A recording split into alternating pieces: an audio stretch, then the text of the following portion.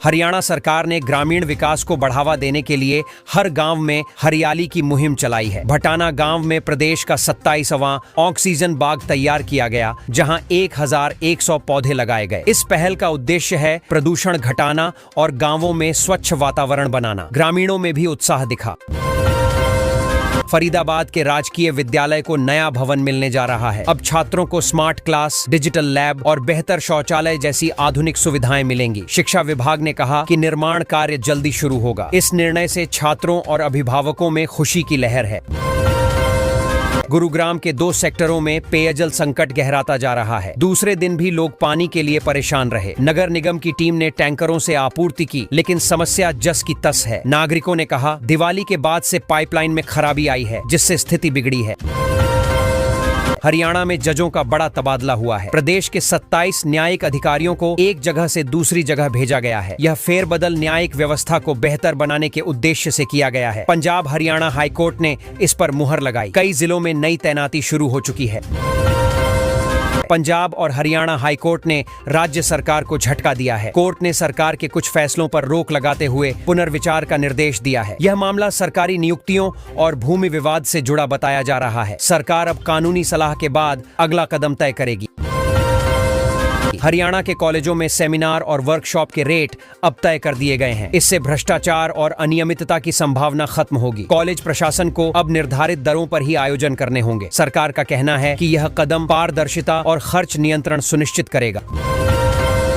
प्रधानमंत्री नरेंद्र मोदी 25 नवंबर को कुरुक्षेत्र में बड़ी रैली करेंगे। यह कार्यक्रम नायब सैनी सरकार का शक्ति प्रदर्शन माना जा रहा है। मंच से पीएम विकास योजनाओं और आगामी नीतियों पर संदेश देंगे। रैली की तैयारियां प्रशासन और बीजेपी कार्यकर्ता जोर शोर से कर रहे हैं। सीएम नायब सैनी ने दिवाली का त्योहार वृद्ध आश्रम में मनाया। उन्होंने पत्नी के साथ बुजुर्गों संग दीप जलाए, फुलझड़ियां छोड़ी और मिठाई बांटी। मुख्यमंत्री ने कहा कि असली दिवाली तब होती है जब हम किसी के जीवन में रोशनी भरें। लोगों ने इस पहल की सराहना की। गुरुग्राम में पुलिस ने एक व्यक्ति को 1 क्विंटल से अधिक अवैध मादक पदार्थ के साथ पकड़ा है। आरोपी अंतर्राज्यीय गिरोह से जुड़ा बताया जा रहा है। पुलिस ने बताया कि नशे की यह खेप दिल्ली भेजी जानी थी। बरामदगी के बाद मामले की जांच तेज कर दी गई है। फरीदाबाद में एक चोर ने दिन दहाड़े कार का शीशा तोड़कर 12 लाख रुपए उड़ा लिए। पूरी घटना पास के सीसीटीवी कैमरे में कैद हो गई। पुलिस ने वीडियो के आधार पर आरोपी की तलाश शुरू कर दी है। बताया जा रहा है कि पैसे एक व्यापारी के थे जो बैंक जा रहा था। धुआं धुआं हो चुकी दिल्ली की हवा अब लोगों के लिए जहरीली बन गई है। दिवाली के बाद प्रदूषण खतरनाक स्तर पर पहुंच गया है। 38 में से 34 मॉनिटरिंग स्टेशन रेड जोन में दर्ज किए गए। डॉक्टरों ने सांस और आंखों की समस्या वाले मरीजों को सावधानी बरतने की सलाह दी है। दिवाली की रात दिल्ली में 400 से ज्यादा फायर कॉल्स दर्ज की गईं। सबसे भीषण आग ट्रांसपोर्ट नगर में लगी, जहां एक बिल्डिंग पूरी तरह जलकर राख हो गई। दमकल की दर्जनों गाड़ियां रात भर लगी रहीं। अधिकारियों ने कहा कि ज्यादातर कॉल पटाखों की वजह से आईं।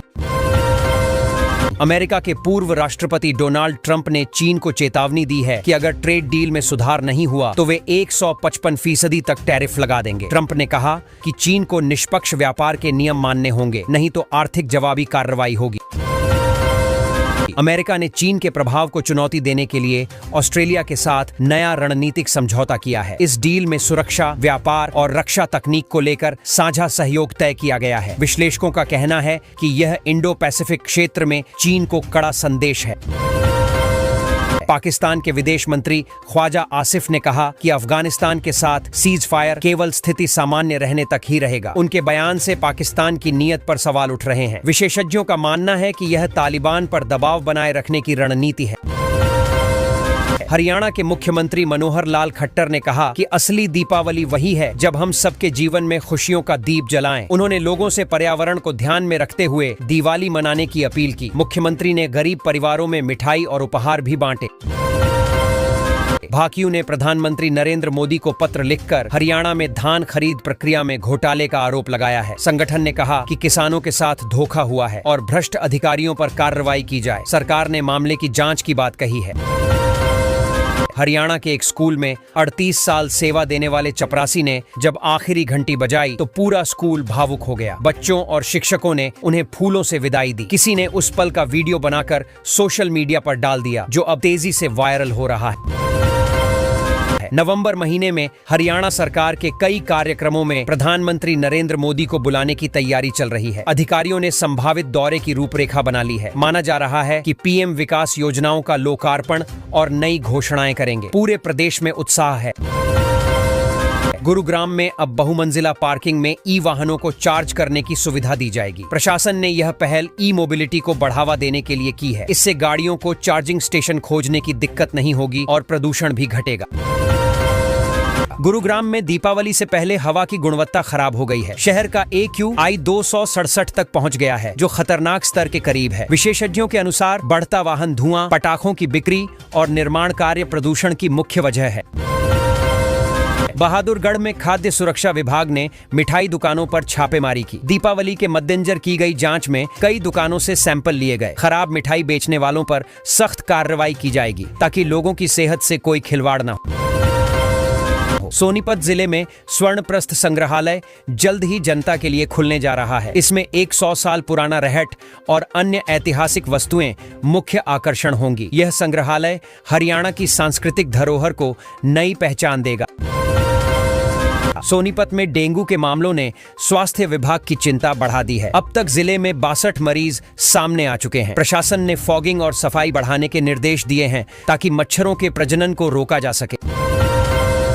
गुरुग्राम में अवैध कॉलोनियों पर प्रशासन का बुलडोजर चला है। करीब 17 एकड़ में बने मकान, दुकान और पीजी को तोड़ दिया गया है। अधिकारियों का कहना है कि ये निर्माण बिना मंजूरी के किए गए थे और शहर की योजना का उल्लंघन कर रहे थे।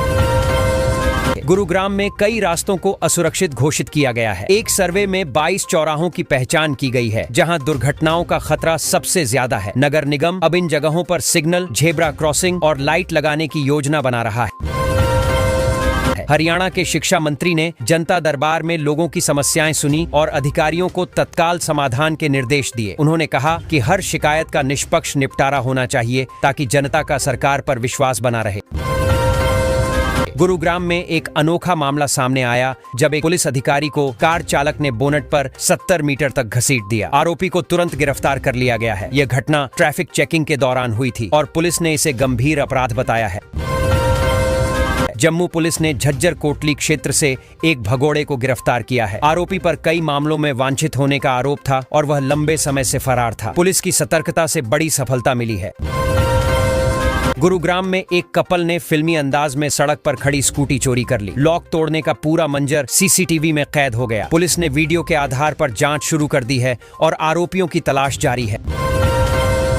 विराट कोहली ने गुरुग्राम में अपने 80 करोड़ के बंगले की पावर ऑफ अटॉर्नी अपने बड़े भाई को सौंप दी है। अब बंगले से जुड़ी सभी कानूनी प्रक्रियाएं उनके भाई के नाम से होंगी। बताया जा रहा है कि यह फैसला पारिवारिक सहमति से लिया गया है। हरियाणा कांग्रेस में अनुशासनहीनता के मामलों पर राव नरेंद्र ने सख्ती दिखाई है। वोट चोर गद्दी छोड़ कार्यक्रम में हुए हंगामे के बाद मनीषा सांगवान से जवाब तलब किया गया है। पार्टी ने साफ कहा है कि अनुशासन भंग करने वालों को बख्शा नहीं जाएगा। गुरुग्राम के एक अस्पताल में मरीजों के ठीक होने पर स्टाफ ने जश्न मनाया और उन्हें सम्मानित किया। अस्पताल प्रबंधन ने कहा कि यह पहल मरीजों का हौसला बढ़ाने और सकारात्मक माहौल बनाने के लिए की गई है। बहादुरगढ़ में दीपावली से पहले मिठाई की दुकानों पर छापेमारी से दुकानदारों में हड़कंप मच गया। जांच टीम ने सैंपल लेकर कहा कि मिलावट पाए जाने पर लाइसेंस रद्द कर दिया जाएगा ताकि लोगों को शुद्ध मिठाई मिले। हरियाणा में एक अजीब मामला सामने आया है, जहां एक गांव के कब्रिस्तान में ओपन जिम बना दिया गया। लोग इसे मुर्दों का फिटनेस सेंटर कह रहे हैं। अधिकारी इसे गलती बता रहे हैं और जल्द हटाने की बात कर रहे हैं। हरियाणा में मुख्यमंत्री सैनी ने दीनदयाल लाडो लक्ष्मी योजना में बड़ी राहत दी है। अब इस योजना के तहत लाभार्थियों को निवास की रियायत भी दी जाएगी। सरकार का कहना है कि इस योजना का उद्देश्य बेटियों के सशक्तिकरण को बढ़ावा देना है। इससे हजारों परिवारों को सीधा फायदा मिलेगा और राज्य में बालिकाओं के उत्थान की दिशा में एक नया कदम साबित होगा। हरियाणा में मुख्यमंत्री सैनी ने बड़ा ऐलान करते हुए कहा कि राज्य में अब तक करीब 1,80,000 युवाओं को बिना किसी सिफारिश के सरकारी नौकरियां दी जा चुकी हैं। उन्होंने कहा कि चयन पूरी तरह मेरिट के आधार पर हुआ है, जिससे पारदर्शिता बनी है। यह ऐलान युवाओं में भरोसा और आत्मविश्वास पैदा कर रहा है, जो लंबे समय से निष्पक्ष भर्ती प्रक्रिया की उम्मीद कर रहे थे। हरियाणा में ग्रुप डी कर्मचारियों के लिए सरकार ने एक बड़ी राहत दी है। अब उन्हें उनकी ज्वाइनिंग की तारीख से ही वेतन मिलेगा। पहले वेतन में देरी से कर्मचारियों को दिक्कत होती थी, लेकिन नए आदेश के बाद यह समस्या खत्म हो जाएगी। इससे हजारों कर्मचारियों को आर्थिक स्थिरता और समय पर भुगतान का लाभ मिलेगा। नौकरियों के लिए अब अभ्यर्थी अपने आवेदन पत्रों में सुधार कर सकते हैं। हरियाणा कर्मचारी चयन आयोग HSSC ने CET ग्रुप C पदों के लिए करेक्शन पोर्टल खोल दिया है। जिन उम्मीदवारों से आवेदन में गलती हुई है वे अब निर्धारित समय में उसे सही कर सकेंगे। यह कदम पारदर्शिता बढ़ाने और अभ्यर्थियों को राहत देने के लिए उठाया गया है। हरियाणा सरकार ने राज्य के स्कूलों के लिए सख्त निर्देश जारी किए हैं। यदि कोई स्कूल तय नियमों का उल्लंघन करता पाया गया तो उसके खिलाफ कार्रवाई की जाएगी। शिक्षा विभाग ने कहा है कि फीस, सुरक्षा और शिक्षकों की उपस्थिति को लेकर कोई भी लापरवाही बर्दाश्त नहीं की जाएगी। सरकार का मकसद शिक्षा व्यवस्था में अनुशासन और गुणवत्ता बनाए रखना। हरियाणा के मेरी फसल मेरा ब्यौरा पोर्टल पर डाटा मिसमैच की समस्या किसानों के लिए बड़ी परेशानी बन गई है। कई किसानों के फसल विवरण और बैंक खातों में गड़बड़ी के चलते भुगतान अटक गए हैं। कृषि विभाग इस पर काम कर रहा है ताकि सही डेटा अपडेट हो सके। किसानों का कहना है कि समय पर सुधार न होने से उनकी योजनाओं का लाभ रुक गया है। हरियाणा में गन्ने की पैदावार बढ़ाने को लेकर किसान नेताओं ने सरकार से ठोस कदम उठाने की मांग की है। किसान नेता श्याम सिंह राणा ने कहा कि गन्ने की उत्पादन लागत बढ़ गई है, जबकि समर्थन मूल्य नहीं बढ़ा। सरकार को चाहिए कि आधुनिक तकनीक और सिंचाई सुविधाओं के माध्यम से उत्पादन बढ़ाने के उपाय करे। इससे किसानों की आय में इजाफा होगा। हरियाणा सरकार ने ग्राम सभाओं में चाय पानी का इंतजाम करने का फैसला लिया है। अब पंचायत बैठकों में आने वाले लोगों के लिए हल्के नाश्ते की सुविधा होगी। सरकार का कहना है कि इससे ग्रामीणों की भागीदारी बढ़ेगी और पंचायत बैठकें ज्यादा प्रभावी बनेंगी। यह फैसला गांवों में संवाद और सहभागिता बढ़ाने की दिशा में अहम कदम माना जा रहा है। हरियाणा में हरियाणा रोडवेज ने अप्रेंटिस पदों के लिए आवेदन मांगे हैं। इच्छुक उम्मीदवार निर्धारित तिथि तक आवेदन कर सकते हैं। इस भर्ती के तहत मैकेनिक, वेल्डर, इलेक्ट्रीशियन सहित कई ट्रेडों में प्रशिक्षण का मौका मिलेगा। यह युवाओं के लिए व्यावहारिक अनुभव हासिल करने और रोजगार के अवसर बढ़ाने का अच्छा मौका है। हरियाणा में मौसम ने करवट ले ली है। राज्य के कई शहरों में रात का तापमान 16 डिग्री सेल्सियस के करीब पहुंच गया है। इससे सुबह शाम ठंडक महसूस की जा रही है। मौसम विभाग का कहना है कि आने वाले दिनों में ठंड और बढ़ेगी। किसानों को फसलों की सुरक्षा के लिए सावधानी बरतने की सलाह दी गई है ताकि नुकसान से बचा जा सके। पानीपत में सड़क सुरक्षा के प्रति जागरूकता फैलाने के लिए बड़ा अभियान चलाया गया, जिसमें 2,31,000 विद्यार्थियों ने सड़क सुरक्षा परीक्षा दी। यह पहल बच्चों को यातायात नियमों की समझ देने के लिए की गई है। प्रशासन ने कहा कि ऐसी परीक्षाएं आगे भी कराई जाएंगी ताकि नई पीढ़ी सुरक्षित यातायात की आदत डाल सके। हरियाणा के फतेहाबाद जिले में दीपावली के अवसर पर फन मेला आयोजित किया गया। बच्चों ने झूलों, खेलों और सांस्कृतिक कार्यक्रमों का खूब आनंद लिया। मेले में सुरक्षा और स्वच्छता की पूरी व्यवस्था की गई थी। स्थानीय प्रशासन ने बताया कि ऐसे आयोजन बच्चों में उत्साह और समुदाय में भाईचारा बढ़ाने में मदद करते हैं। फतेहाबाद के प्रसिद्ध मनसागर धाम मंदिर में जल्द ही भव्य मेला आयोजित होगा। श्रद्धालुओं के लिए इस बार विशेष सुविधाएं जैसे पार्किंग, पेयजल और रात्रि ठहराव की व्यवस्था की गई है। प्रशासन ने बताया कि सुरक्षा के सख्त इंतजाम किए जा रहे हैं ताकि श्रद्धालु बिना किसी परेशानी के दर्शन कर सकें और धार्मिक कार्यक्रमों का आनंद ले सकें। फरीदाबाद में ऑनलाइन गेम के नाम पर लोगों से ठगी करने वाले 2 आरोपितों को गिरफ्तार किया गया है। आरोपी युवाओं को इनाम का झांसा देकर पैसे ठगते थे। पुलिस ने उनके पास से मोबाइल और फर्जी बैंक अकाउंट की जानकारी जब्त की है। अधिकारियों ने लोगों से अपील की है कि वे किसी भी संदिग्ध लिंक या ऑफर पर भरोसा न करें। दिवाली से पहले फरीदाबाद में बड़ी कार्रवाई हुई। पुलिस ने गोदाम से 222 पेटी अवैध शराब जब्त की। यह शराब टाइल्स के बीच छिपाई गई थी ताकि जांच से बचा जा सके। पुलिस के अनुसार इस गिरोह का नेटवर्क कई जिलों में फैला है। जांच जारी है और पकड़े गए आरोपियों से पूछताछ में और खुलासे की उम्मीद है।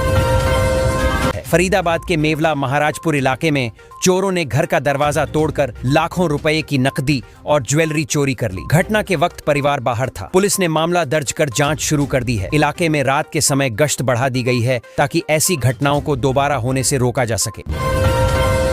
फरीदाबाद की डॉक्टर सुषमा शर्मा ने कहा कि दिवाली पर पटाखों का शोर और प्रदूषण दिमागी मरीजों की परेशानी बढ़ा देता है। उन्होंने लोगों से अपील की है कि शोर रहित और प्रदूषण मुक्त त्योहार मनाएं। डॉक्टर का कहना है कि शोर से तनाव, घबराहट और नींद में बाधा जैसी समस्याएं तेजी से बढ़ रही